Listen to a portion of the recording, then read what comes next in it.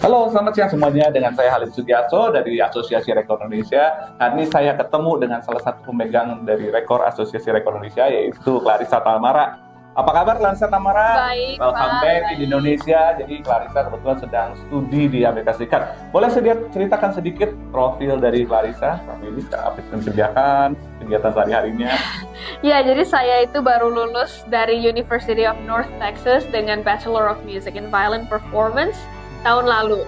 Nah, selama 1 tahun gap year ini, sebelum saya melanjutkan S2, ini saya baru aja mau melanjutkan S2. Musik ya? Musik, ya, Violin Performance juga, jadi violin. Master in Music di University of Georgia dengan full scholarship dan luar biasa. graduate assistantship. Jadi aku Waduh. nanti jadi asisten dosen lah, bisa dibilang Oke. kalau di Indonesia gitu. Kalau berbicara soal biola, mungkin ada tahu perbedaan sedikit antara biola klasik dengan sekarang ada biola elektrik juga.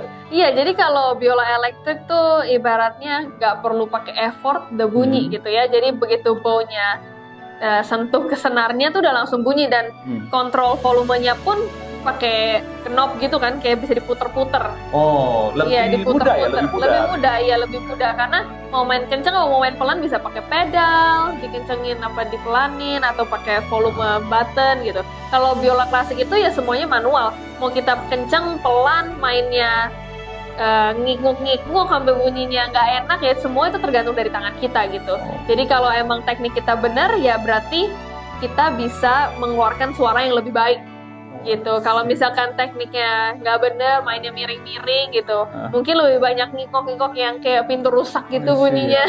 Oh, jadi Iya, benar-benar harus presisi dan latihan benar-benar tekun ya, baru bisa dapat suara yang bagus itu ya. pun nggak gampang untuk mendapatkan suara bagus itu tuh nggak gampang. Latihannya butuh berjam-jam, bertahun-tahun.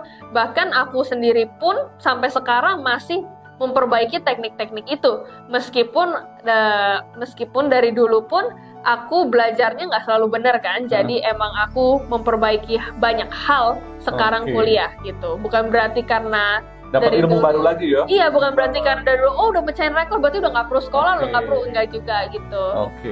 Kemudian jadi main biola dari usia berapa? Saya mulai main biola dari usia 3,5 tahun. 3,5 tahun. Sekarang udah 24 tahun ya, iya, berarti jadi udah 20 tahun lebih Clarissa megang biola dan main, dan itu pun masih merasa kurang. Iya, betul. Makanya masih sekolah.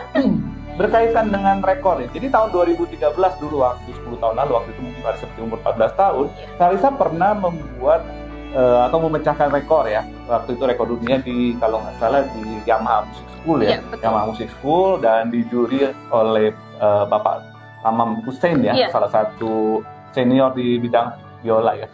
Waktu itu dimainkan lagu Flight of the Bumblebee dengan 49,42 detik. Gimana perasaannya waktu itu setelah memecahkan rekor? Perasaannya lebih ke dakdikduk karena waktu itu sampai diulang 3 kali karena masalah teknis ya. Jadi ya cukup mengetar-ngetir kan gitu loh. Apalagi untuk anak umur 14 tahun yang nggak kayak kok takut tapi kok nggak takut juga. Tapi ya abis itu ya proud ya karena udah gitu sama pemecah rekor sebelumnya kan umurnya beda jauh. Jadi kayak aku merasa lebih proud aja kalau aku ternyata tuh bisa gitu loh. Nggak cuman orang yang udah dewasa, karena waktu itu posisinya aku masih teenager juga. Oke. Nah, after 10 years now, sekarang jadi mau pecahin lagi nggak nih? Enggak deh. Cukup sulit ya waktu itu ya? Cukup sulit karena waktu itu aku latihan intens selama 10 sampai 12 bulan, jadi hampir setahun latihan intensnya.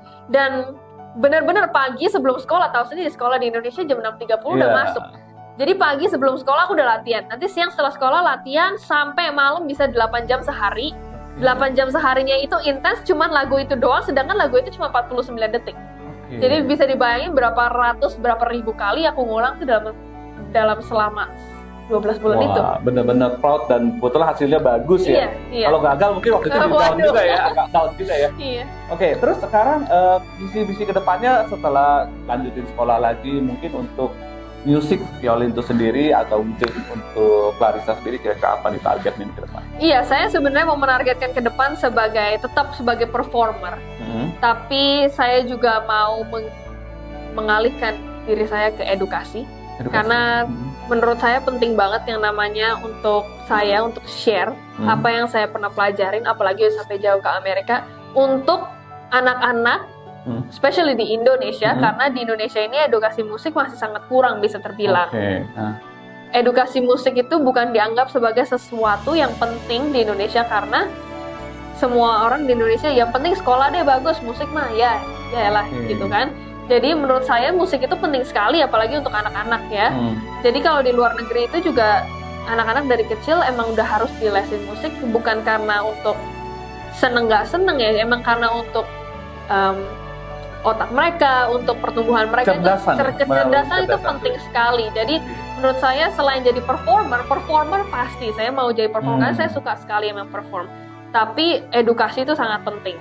Jadi saya mau bener-bener lah meng-share semua apa yang udah saya pelajarin itu sama siapa aja di Indonesia yang mau belajar, yang open untuk belajar gitu. Jadi nanti setelah lulus kuliah mulai ngajar, mungkin bisa ngajar di di luar di Indonesia. Entah mengajar, entah lewat seminar, workshop, atau cuma sekedar sharing di YouTube.